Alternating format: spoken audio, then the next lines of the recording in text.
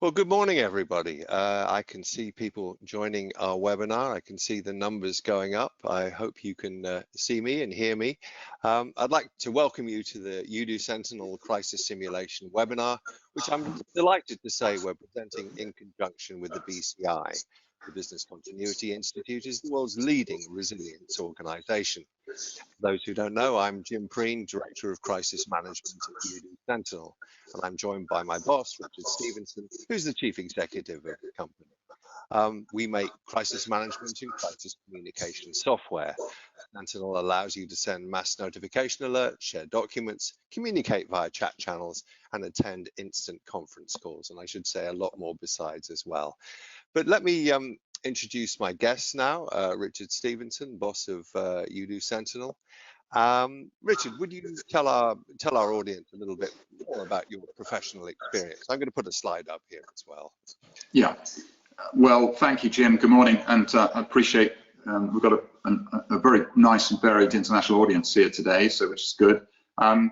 Yeah, essentially, you could describe me as an entrepreneur, and but the current business that I'm chief executive of is a very exciting business that we built up. We've actually been operating this business since 2003 in various different guises, but generally all about the digital supply of content really online.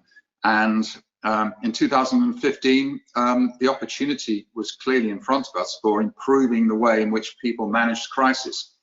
And a lot of the fact that we could do this great instant documentation stuff meant that we were well set for that. So we built a whole load of tools, and we have a great team, and I'm very excited to lead this team in all sorts of exciting opportunities. But my background is, I'm a material scientist originally. I spent a lot of time in computer development, and over the years have led a number of businesses, both private equity and in public and in private companies, as we're doing now. So thanks, Jim, for that introduction. Oh, okay, great. Well, thank you very much, Richard. Well, it's a bit of a tradition on these webinars for those listening to post in the question and answer box where you're listening from. Now, I'm broadcasting today from a rather grey London, central London, just looking out the window there, and Richard's a bit further north from me in a town called Clitheroe in Lancashire. I don't know, what's the weather like up there, Richard? Well, it's pretty well similar, Jim. It's drizzly and grey, and there's not much hope on the horizon, I'm afraid. It's one of those things where it's lockdown depression, really, and etc. And it's not depression. I'm not talking about a weather front, you know. So yeah, we're hoping the sun will come out soon. All right. Well, yeah, absolutely. I hope so. So anyway, why don't you put in the question? Oh, I see people. I see people are already doing that. Yeah, here we go. Okay, we've got somebody listening from the Wirral in Merseyside. So I'm guessing my English geography is terrible, but that's not too far from you. We've got Justin from North Essex. Overcast. We're getting weather reports in, Richard. This is excellent. And yes, overcast. Real time. Yeah, exactly. There you go. So if everybody put in where you're listening from, it would just be very interesting. We quite often get people from Australia and India and so forth, and that's kind of fun for us. All right, now we've got we've got Ireland where the pubs are closed. We've got TL from the Netherlands. We've got someone from Derby in the UK. It's currently raining. I love this. This is hilarious. New Brighton from the Wirral. Oh, we got someone from Granada in Spain. I love Granada, going to the Alhambra there. We got Bristol, listening from Trinidad. Well, that's magnificent. Tisha, thank you for joining us. A bit closer to home, we've got Hatfield in Hertfordshire. We've got Mark in Coventry. Well, this is great, guys. You're all entirely welcome. So you see, you get a cyber attack, you get a cyber exercise, and you get weather reports on this webinar. What more do you want? All right, let's move on. Before we get to the simulation, I'd just like to sort of take the temperature a little bit of our audience and ask this question. Have you ever been involved in handling a real cyber attack at work? And I'm going to launch a poll asking you this question, and hopefully you can see this now. I'm launching the poll. Okay, there's the poll. Should just say, can you just vote on this, please? No matter what the extent of your involvement. If you had a cyber attack at work and you had to deal with it, is that the case? Have you had to deal with a cyber attack? So while people are voting, I should just say that during this simulation, as we reach decision points as we go along, as the scenario unfolds, I'll be laying out polls to you and give you suggestions as to what decisions you might take, what direction you might go to overcome the crisis. So you can expect a lot more polls to come now. So 69% people, 70% of people have voted. I'm going to close this poll fairly soon. So it's last dibs on this poll. Who has actually been part of cyber response at work? 73%. Anybody else voting? Come on, I'm sure we can get a little bit higher than that. You can just say no if you haven't. All right, 70, all right, almost 80% of voted. So I'm going to close the poll and I'm going to share the results now. And hopefully, Richard, can you see those results? I can see them. Interesting, Yeah. I mean, is that kind of what you would expect, or I'm a little unsure, to be honest. What's your thought on that? Well, I think that the thing is that when we talk about a cyber attack, most people's understanding of that is something very, very serious that relates to possibly a ransomware or something like that. Of course, every day, everybody is in fact subject to phishing attacks and various things that are running on email scans across their organization. So that's a sort of constant background level of attack there. But it's interesting that 50% have not yet had a serious cyber attack. I would say that's where I might expect the answer to be at the moment, and I would expect that 50%, if we did in a year's time, would be down at about 30%. Right. Okay. All right. Good. Okay. Well, that's fantastic. I'm gonna hide those results now, and we're going to start on the crisis simulation proper.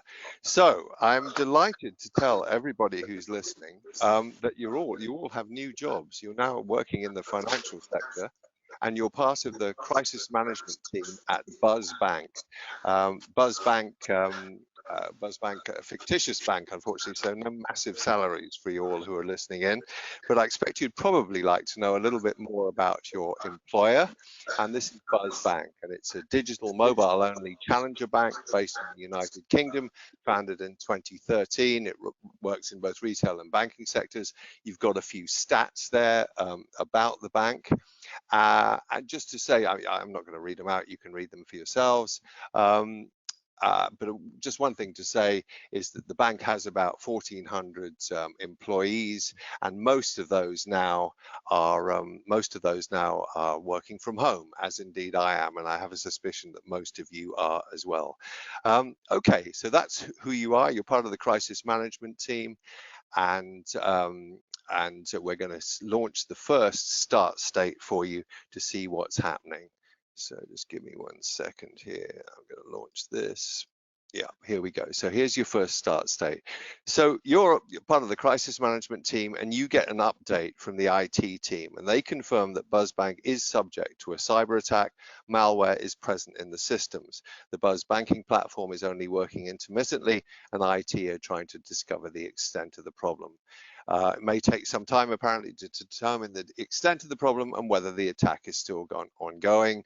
Customers are also reporting problems with internet banking, some big investment trades about to go through, but the dealing desk can't access to check client positions. They want to know what they should do. Staff are already, but there's word going around that word is going around that the bank is subject to a cyber attack. Staff want to know what's going on, and there have been a few journo calls as well. So what I want you guys to do is just get across these facts. You might want to take a screenshot of that, possibly, or just make some notes and so forth, because what we're going to do is I'm going to come back with our first poll once you've got across these facts, which is all about activation. Which team should be activated right away to try and redress this problem, to try and fix the problems that BuzzBank are having? So it's all going to be about activation. I'm going to go quiet for about 30 seconds now, just to let you get across these facts, and then we'll come back with our first poll of the simulation. So I'll be back with you in a moment.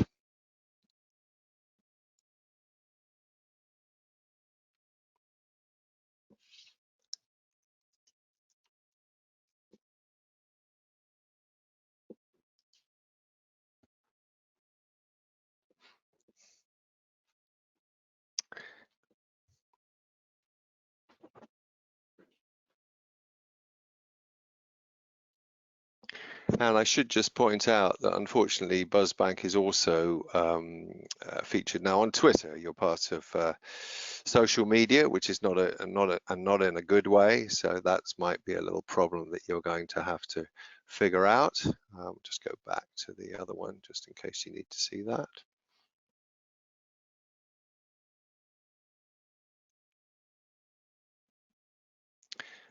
All right, folks, let's I hope you're across those facts, and I'm going to launch our next poll. So which team, and here it is, which team needs to meet right now? Is it the senior management team, which we sometimes call gold? Is it the tactical team, silver? Is it the comms team, perhaps the retail sales team? We'd very much like you to vote on that now. We'll take a look at how you vote, and then Richard may have some thoughts on what he would, the team that he would like as a chief executive would like to see launched. Obviously, we're thinking in terms of a medium-sized bank here, so they would have all those teams available to them. And I see people are voting, 48%, 60% of people have voted. Let's just leave the poll open for a little bit longer, just to get your thoughts together. And I should just say, folks, while you're voting here, there isn't, on these polls, there isn't always one exact answer that fits, but we want you to focus on, and if you have other ideas, if you think I've missed a team that should be there, then you can put that in the Q&A and you can challenge us on our discussions about this. As I say, we want to try and make this as interactive as we possibly can.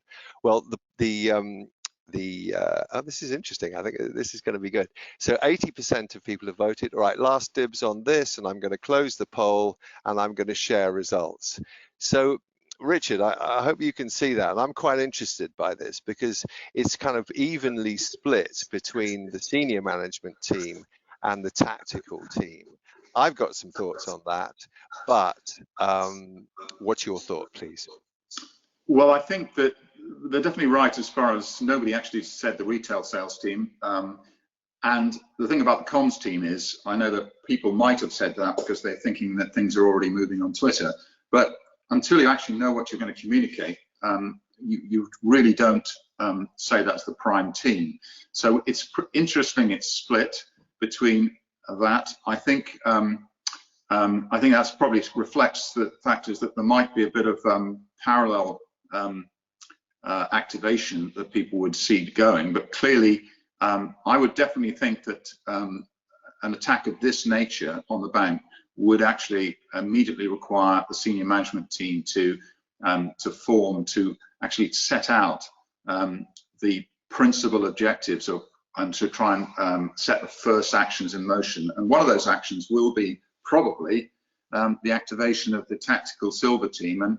And one of the things that you've always got to decide upon the nature of an attack is who is actually leading that team. It may not be necessarily straight out the box of you've got the right leader for the right team, and I think the gold team, senior management team, are the people that probably need to define how that's going to be done. So my money would be on the senior management team being the first one that's alerted, Jim.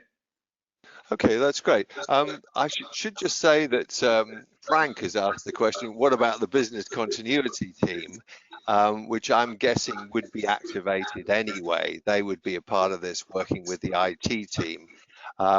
It depends where the business continuity team sits. I guess there could be a member of the business continuity team sat with the senior management team. Any thoughts about that?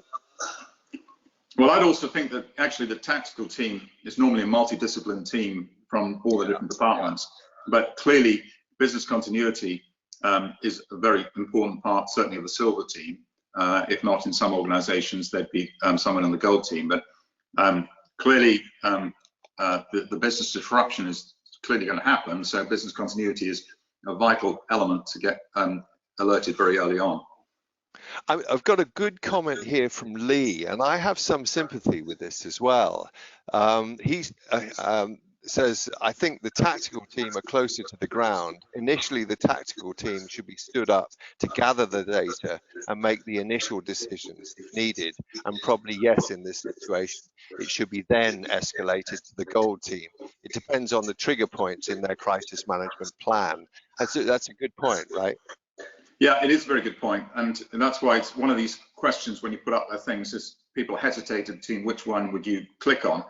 Yeah, And yeah, yeah. in very many circumstances, I think the idea of assessment, basically the situational awareness of saying what has actually happened, is very often the work of the Silver team to actually do that. So we're trying to explore the right way to do things in this hypothetical situation, but in very many organizations, the Silver team would probably take the lead in assessing exactly what is happening, and then going to the Silver senior management team to brief them once more data is known. I mean, the fog of war, basically, when this thing first happens in a cyber attack, it happens so quickly. Trying to assess what's going on is a technical skill, and that is often clearly the senior management team, in order to make a decision about the right way to deal with things, needs information and facts. So there is that comment is very valid in terms of, and you're right to be sympathetic with it, because it is clearly in certain circumstances you don't know what your strategic objectives need to be until you've got more information on what's actually happening on the ground, and that's often coming from the tactical team, the Silver team. Yeah, yeah. I mean, Lawrence makes the point, we assume the tactical team will already be in operation and informing goals, which could well indeed be the case.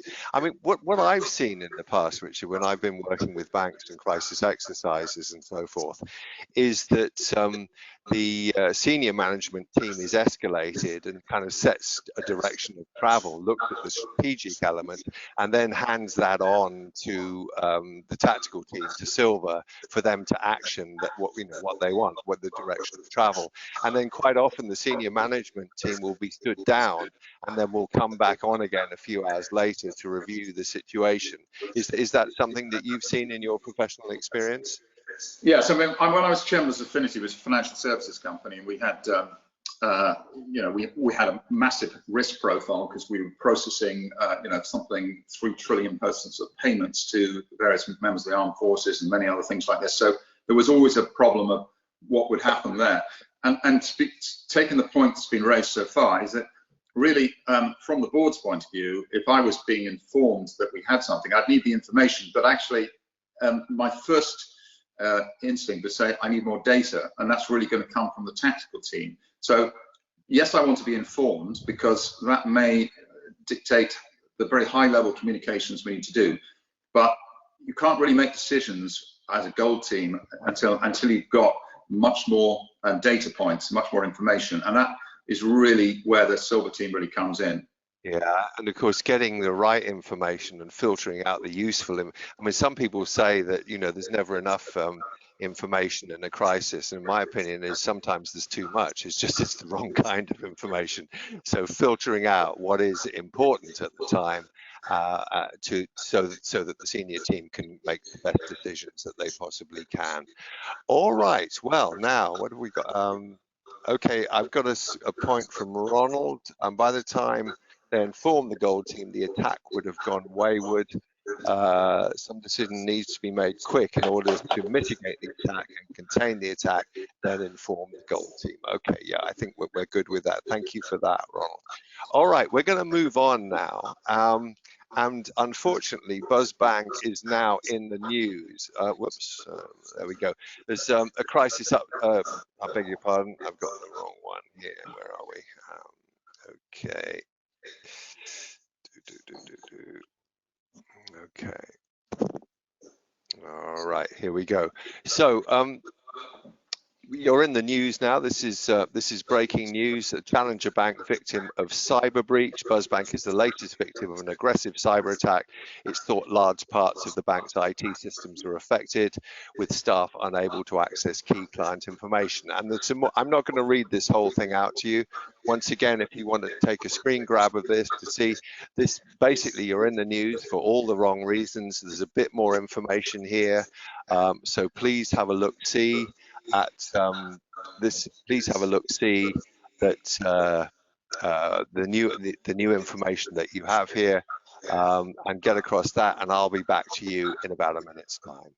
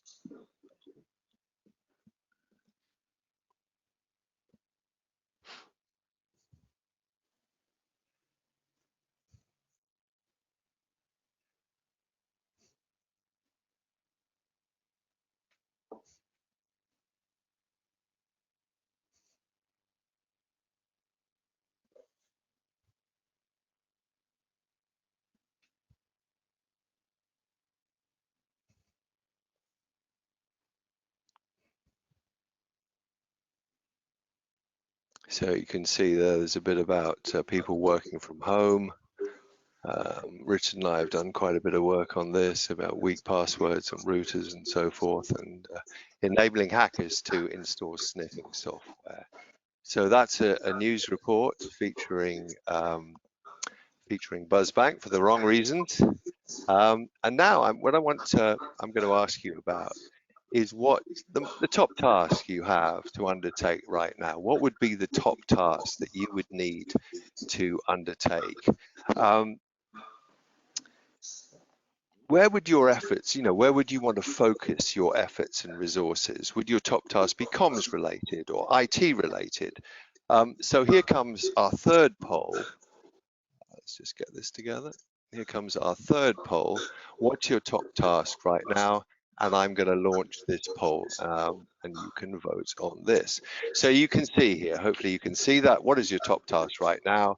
Is that to reassure customers that the data is safe and secure? Should you speak to the media? Would you find out more about the data breach? Open communications with the hackers, or perhaps send a memo to staff? So we'd very much like you to vote on that, please, now. See what you think is the most. I mean, once again, it may be that a couple of these things are going on concurrently, but which is the most important thing that you would want to undertake right now? So people are voting. We've got more than half people there. 70%. Anybody else going to vote on this? What is your top task right now? Okay. All right. People still considering. And as ever, if you think there's something else that should be done, please put that in the question box, and we're very, very happy to discuss that. If you think that I've left out something that you think is even more important, right? So it's quite interesting. I'm seeing the results now, which are good. Okay, guys, we're up to 82% of people have voted, so I'm going to close the poll now. Last chance to vote. Close the poll, and I'm going to share the results with you. Richard, I'm going to pass this over to you. What do you think? Interesting. Speak to the media is way down. Before you start, Lawrence has sent in, and he said all of the above. Okay, Yeah. fair enough. Fair point, Lawrence. But people have voted largely to the extent of the data breach. Yeah. I mean, I think, Jim, you're giving everybody a really tough time by choosing one of those things. I know. But it's part of this is actually probably saying where the weighted effort needs to be. What's the most important thing you get out of this thing, And I think that I would agree that the extent of the data breach is probably the most important thing you should be trying to work out, because that is the thing that is going to be able to, you're going to be able to mitigate the effect by understanding the scope. And that's actually much harder than you think. And it may take a lot longer than people think. When people report they've had a data breach, they make various statements to the press saying, well, we're not aware of any data that's been used in a malicious fashion. Well, it takes actually a long time before you to forensically figure out what your data breach is. So, but you certainly do know, if you're an international organization, for example, whether in fact it's been across your whole organization globally, whether it's spreading, it can actually move through the organization, and you need to understand that very, very early on. But this is a public-facing bank, so when things get in the media, ultimately, whether you get through this as a bank in the future, how well you deal with your customers is going to be extremely important. However, making a statement to say that customers that their data is safe and secure is what the customers want to hear, but it may well be you don't know that. Yeah, and actually, Richard, just to interrupt, Janet is making this point as well. I don't think you should reassure customers unless you know what's going on for sure. And I think that's right, isn't it? I mean, you don't want to say something that's going to be entirely contradicted in an hour's time or something. Yeah, sorry, well, the TSB problem, where they've got into a complete muddle and the chief executive started to make statements and reassuring everything was okay. And then, of course, information just flowed out to show it wasn't okay. And that just really undermines people's confidence, particularly when the dust settles afterwards. So you have to be very careful about reassuring, but I think you do need to, as somebody said, all of the above, but many ways. I think what you need to do is to clearly engage, but be very careful about making statements until you have a full understanding of what's going on, which is where this finding out the extent of the data breach is probably the top priority. Just a couple of points that people are writing in the question box. Chris is saying, and it's a very good point, shouldn't you, the priority being informing the regulator? Now, we know you have to inform the regulator in 72 hours, and they're keen for you to do that quite, much more quickly than that. Whether you would want to inform the regulator right at the start, I don't know, but it's certainly a really good point, right? Yeah, I don't see why people are hesitating informing the regulator. Yeah, I think that once you have it, and the people have got heavily criticized by saying we haven't informed the regulator because we don't think there's been a data breach, and only after maybe a week or two forensic investigation they find there is a data breach, and at that stage they're in some degree of difficulty. So I don't think there's any downside in informing the regulator right at the start, and they definitely appreciate that. I agree with that. Yeah. Okay, a few other comments. Mary says, just a general point, reputation is always paramount. I don't think anyone here would disagree with that. That always needs to be borne in mind. Rob is saying, I think it should be a 50-50 split between investigating and reassuring customers. I mean, certainly you're going to want to reassure customers as soon as you've pretty much got a sense of where the situation is. Lee is saying, I think stopping the bleed should be a priority, also to go hand in hand, comms both internally and externally, and I think that's a really good point. As staff in a cyber attack or any kind. Richard, could you just put yourself on mute for a second? It's kind of a little noisy at your end there. Just sorry to do that, but that's great. Thank you so much. I think in any kind of crisis, particularly a cyber crisis, keeping your staff informed is super important. That's for sure. We've got a few other points here. Okay, that's good. Okay, 72 hours is not consistent for all jurisdictions with their regulators. Okay, so everybody should know how quickly you have to inform a regulator in your particular area. Let's face it, yeah, okay, we're talking about the press there. Okay, this is interesting from Simon. In the UAE, it's 24 hours from discovery of a material risk event that you have to inform the regulator. You've done some work in the UAE and Middle East, Richard, I think, is that right? Yeah, yes, I have. And I think the point about different rules, if you're an international company, is really vital, because it may well be the data breach may have started, say, in the US or the UK, but if it's in fact affected the UAE, that communication needs to take place, and they are pretty hot on this and getting this information, and the fines can be pretty big if you don't do it properly. So, but you made the point about memo to start. I mean, obviously in a cyber breach, I mean, this could be actually the first thing you need to do is communicate with your staff to say, don't go onto your computers, don't touch this, shut down, because one of the first things that the IT or the cyber security team is going to do is probably disconnect people from the servers or disconnect people from the internet. So how you communicate to your staff is going to be something people need to think about, because that often is the first thing you need to do if it's a major cyber attack. Okay, I mean, there's a couple of comms points. We haven't really got to comms yet, but a good comms point. Your first comms will be that you're aware and investigating, and that's to all stakeholders, and that's absolutely so. It's some form of holding statement. And quite an interesting question. What could be the impact of not informing the press? Richard, do you want to? I've got some things to say on that. Do you want to take that for a second? Well, I think people are very nervous about talking to the press, and but if you don't, the press make it up anyway. So I think that I used to be a journalist. I think I take exception to that. Jim, there are no sacred cows here, but But essentially, they want to write a story, and they're desperate for news. And they also will look for people either used to work for you or people that are in the periphery that are working and give commentary. You do need to open a channel with the news medias and make sure that you have a friendly posture. And I think, but you have to be very careful about how you communicate. And that's a lot of training, as you know that, Jim. You've done a lot of people who training people how to talk to the press. But I would always open a channel to the press fairly early on in the game, I think. So at least you're making sure you're part of that story.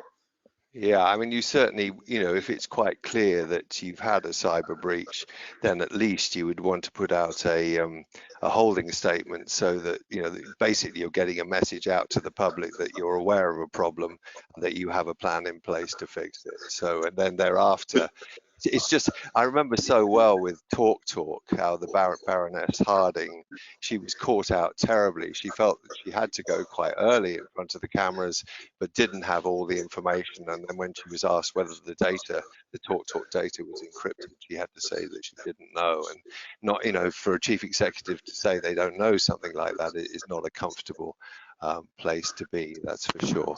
All right, let's start moving on here. We've got a new crisis update for you. This is something from the IT department once again. Hackers, it looks like there is now a data breach.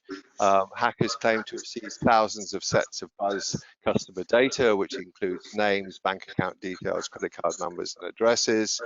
They've sent this to Buzz Bank, and our intelligence team are saying that they look genuine.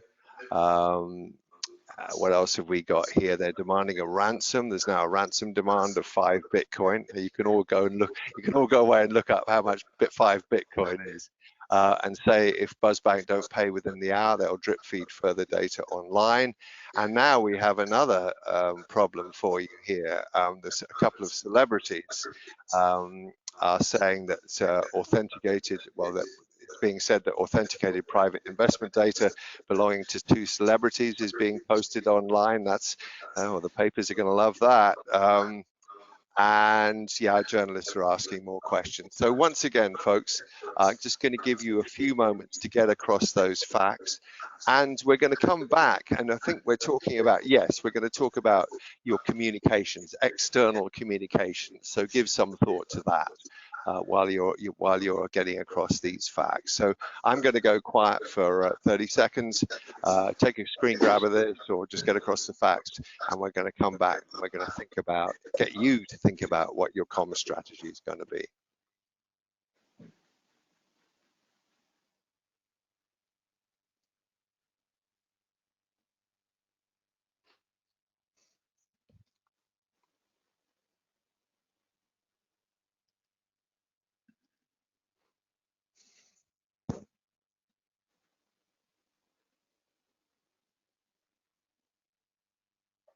Should just say that Tisha has said here that it's kind of comms related, controlling the narrative is key to ensure that the company plan is in place in dealing with the issue. And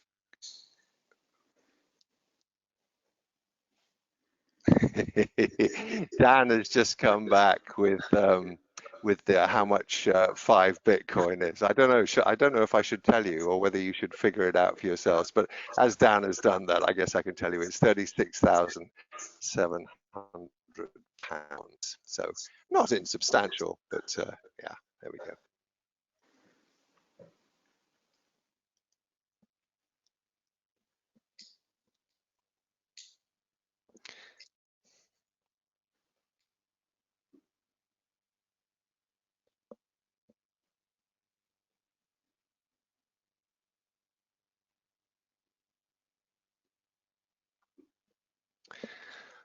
All right, guys. If I hope you're sorry if I'm rushing you, but let's launch this next poll, which is very much to do with communications. Here we go. What is your external comm strategy?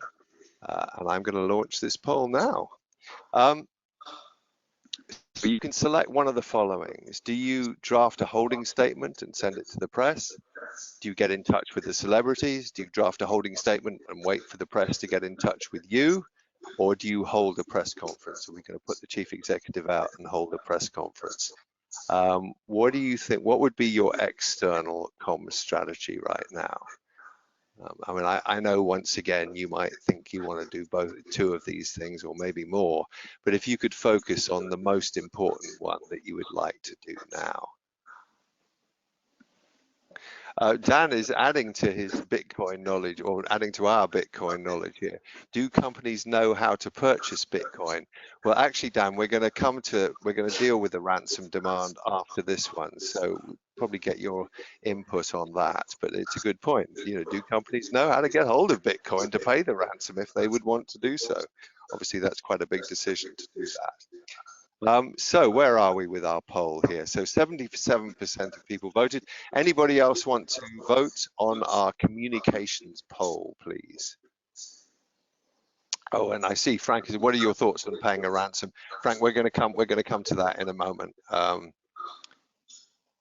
Okay, all right, great.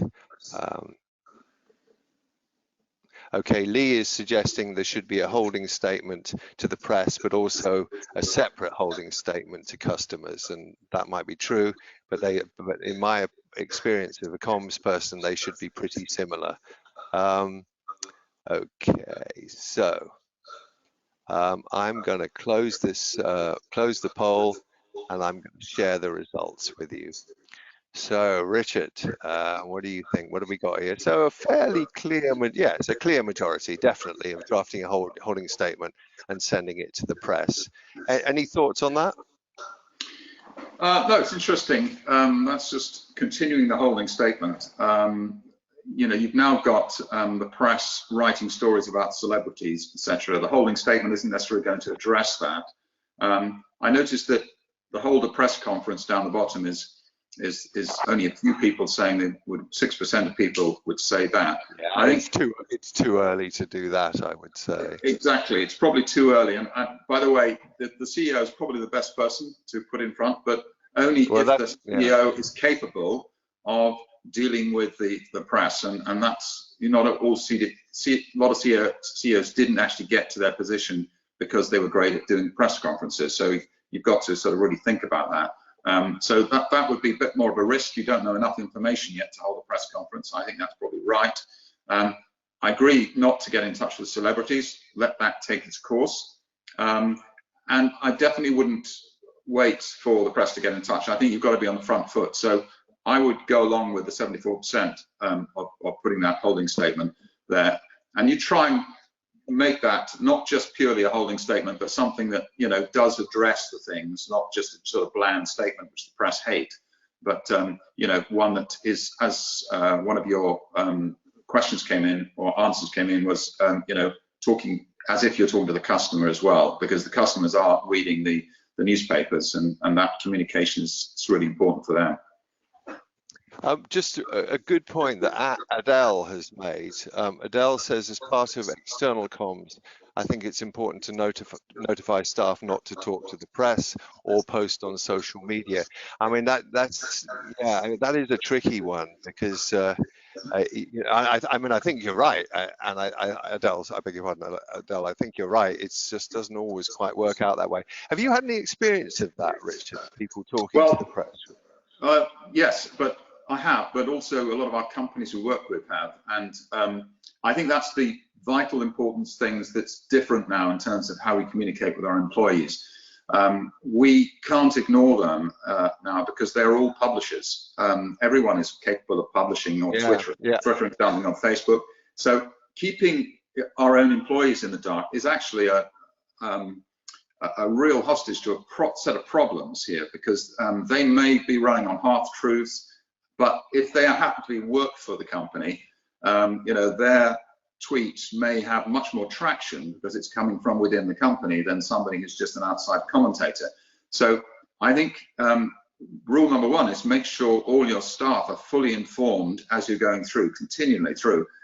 Whether you can completely block them from tweeting is a difficult one. It depends upon the type of organization you've got. Obviously, that more or less could be in their contract terms, you know, of working for the company, of confidentiality. But in reality, we're all pretty loose now on how we're exchanging what we might do on WhatsApp or on Twitter with what we're doing on the company, and the lines are pretty grey, so we can't rely upon that line being followed.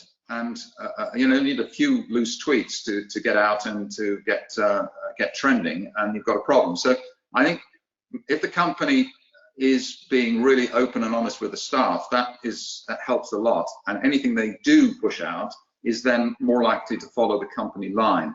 So, but it's a very, very good point. I mean, there's lots of really great points come in just now, Richard, which I'd just like to quickly take you through. This is from Simon, consideration of media policy on negative posting. It has to be accepted, not deleted, to avoid a posting storm. Chris is saying you have to expect that journalists will be asking staff via social media. Seen it happen, and this is absolutely right. I mean, I used to be a journalist, and all the journalists I know who are on a breaking story, they've got a Twitter feed on their phone. That's what they're looking at, and what they're looking for is people who are tweeting who have, are either at the company involved or have some kind of access, and those people, the journalists will immediately send them a message asking for more information, or maybe doing an interview or whatever. So, in days gone by, it was people didn't really know how to speak to journalists. Right now, you can be speaking to journalists and you don't even know it until the journalists get in touch with you. Interesting cultural difference here. I apologize if I'm not pronouncing your name correctly. Kuzu, I think it is. It depends on culture. I used to work in Japan. Apologies in a press conference is more important in Japan, and I know we've seen that in the news. I've not worked in Japan, but I know an apology is super important. Richard, do you have any experience of that or not? Yeah, absolutely. I mean, the Japanese apology is very famous, and that's absolutely essential to take responsibility and to apologize. And I think that's culturally baked in many Asian countries, particularly in Japan. But I would say also it's something which we don't do well enough in other countries. I think we're all too afraid of if we apologize, then in fact we'll get a whole bunch of lawsuits. But you can apologize in the right way, and the Japanese are the world's professionals at apologizing the right way. We could probably learn a lot from the Japanese on this point.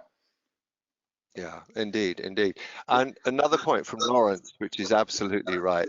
The media would accept the statement from the organisation involved, would immediately demand access to C-suite personnel, and so that's a decision that when do you put the boss forward, or when do you put a spokesperson forward, and who do you put forward as well?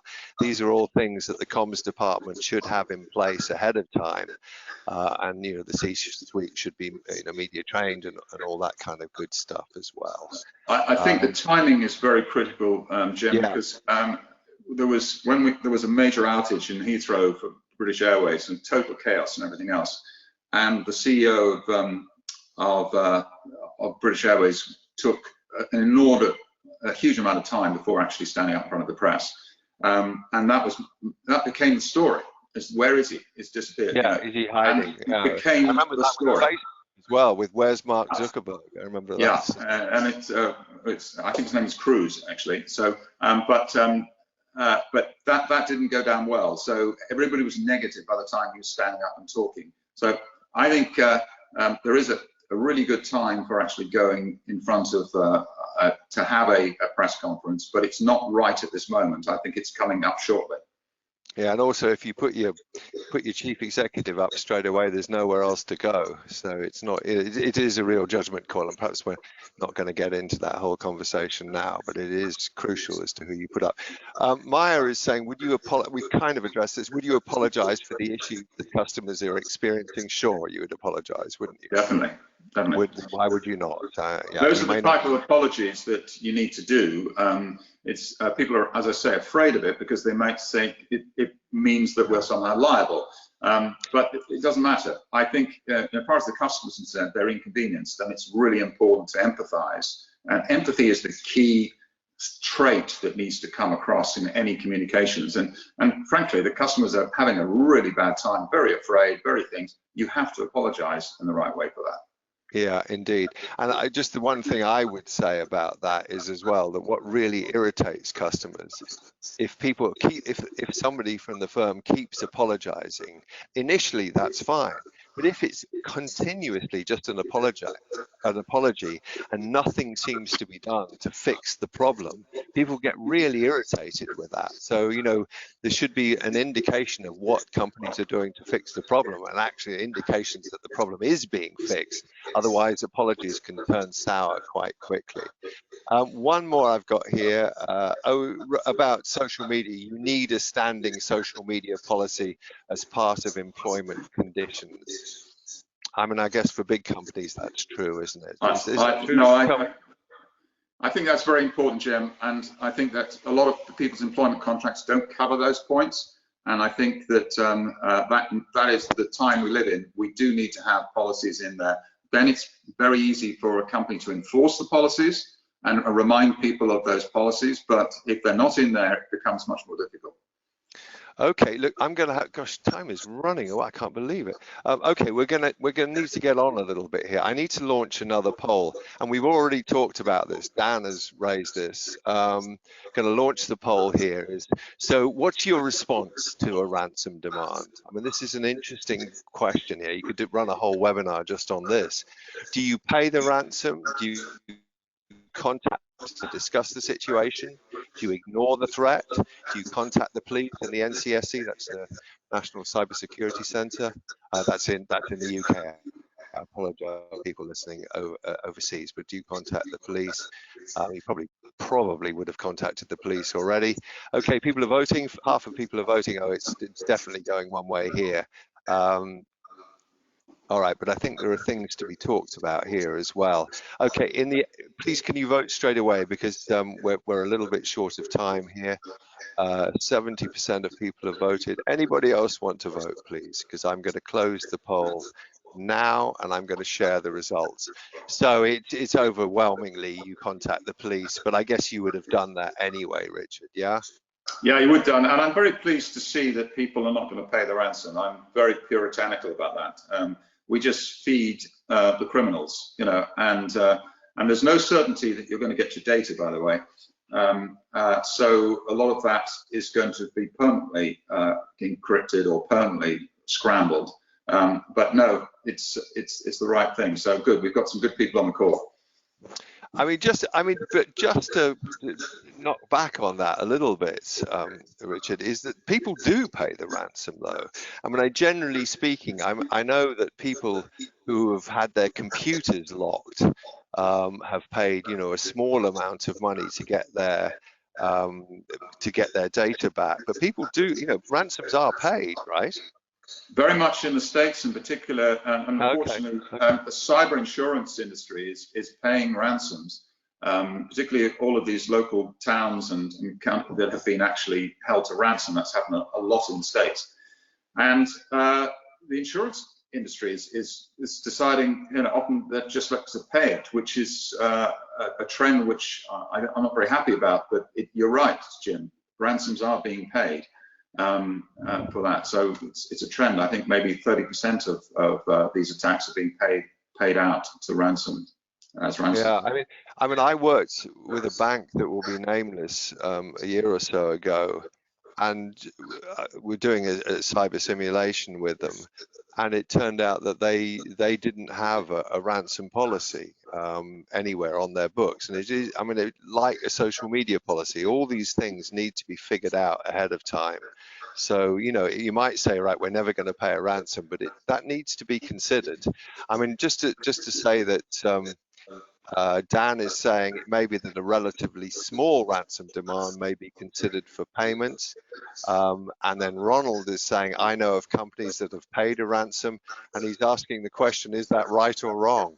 Well, that's a moral maze for you. I guess it's wrong because actually, one thing I would say that people might not know, it's technically speaking not illegal to pay a ransom unless you know that money is going to be used for terrorist or illegal activity. Of course, how the hell would you know that? How would you know that? I mean, it's probably quite likely that it would be, but just on the very highest level, it isn't actually, strictly speaking, to say it's not illegal. Now, whether it's morally right or wrong is another issue. Yeah, it's a very difficult one. You're looking after your company, your shareholders, you want to get back to business as possible, but actually you're just encouraging further ransom attacks and just feeding the beast, basically. So we know it's morally wrong, but companies do it in order to get out of the hole they're in. You know, Yeah. most important thing is to have solutions, have all your stuff backed up, have your policies in place, be able to get through the attack, and is the most important defense of this thing, because it's going to happen. Ransom attacks are on the increase hugely, so there are ways to be prepared for this. Indeed, indeed. Well, Frank is saying, isn't hacking cyber terrorism anyway? All right, Frank, you got me there. Yeah, it is. Ronald is saying, cyber insurance for critical data is an emerging industry, and that's true. People do pay insurance. How good this? I must admit, this is not my area of expertise. Do you know anything about this insurance industry involvement in critical data, Richard? Anything on that? Yeah, I mean, it's an increasing. I mean, it's the fastest growing segment of the insurance industry at the moment, but there are certainly in Lloyd's of London, for example, there is a sort of capacity for the number of firms that actually are offering it. And the only thing is that the data points for actually saying what they should charge for it are a bit thin, because the amount of information is only a few years old. So at the moment, sometimes cyber insurance is incredibly expensive, and so some people are taking the view to self-insure, but it is a very fast-growing area, and your general insurance policy might not cover things.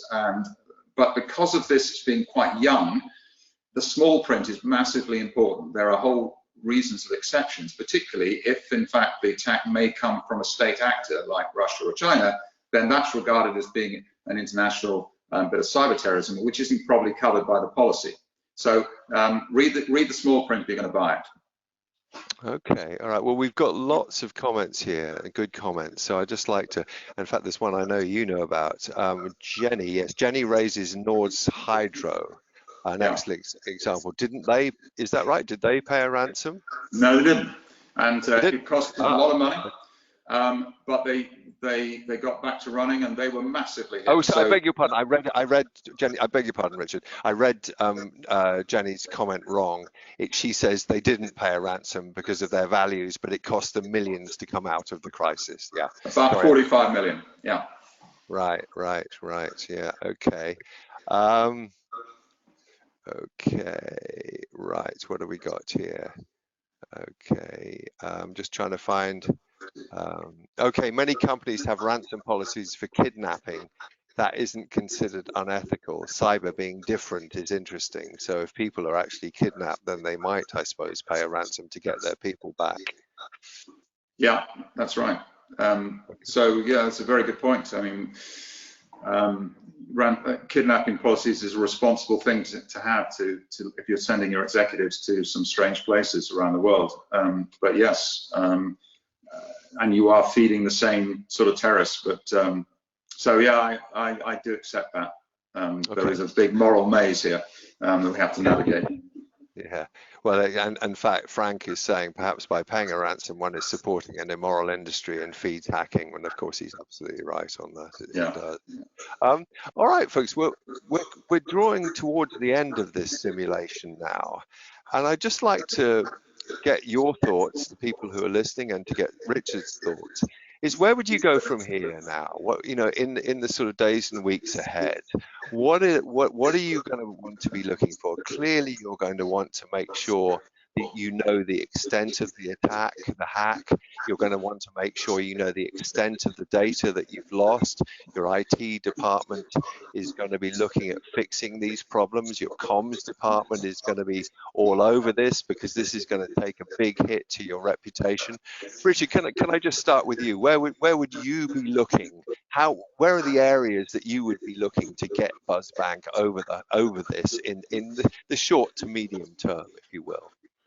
Yes, I think you, on one of your slides, you said that they were making progress in restoring Yeah, data, and I think again, the customers are the most important part. You know, these sort of things can be disproportionate hits at the time, but also they can fester for some time because you haven't handled the crisis well. So communications is really vital. The technical skills and what you spend on trying to fix it. This is probably, you know, almost a sort of unlimited budget for a company like Buzzbank, where you need to get on top of the IT solutions, and you need to have external help probably to do that. So making sure that we get through this crisis from Buzzbank's point of view is obviously restoring the systems. That is the first priority, so the customers can continue to trade. If there's been data loss, then how you deal with your customers and look after them and give them various free policies that have been done, like British Airways did, for example, on Experian and things, where they could actually look at whether they were being subject to further hacks or any elements of that. All those sort of customer wraparounds that you want to do to look after the customers that are infected, and be quite prepared to put into the cost of your cyber breach is in fact proper compensation for customers. You can't get away from these things fairly scot-free. You have to actually be seen to make sure that customers aren't going to be losing out from this. And that's a statement that you need to make pretty early on. But there are some parts that you can't compensate people fully for, and that is the loss of their personal data and things, which is going to be on the dark web for a long period of time. So, I mean, customer-centric is what I'd say, Jim. Really, really, that's the most important thing. Okay, yeah, I mean, it was something we didn't quite have time to get to, but I had another news story which I suppose I could just put up here for fun. I think, let me just have a look here. Oops, yeah, sorry, where is it?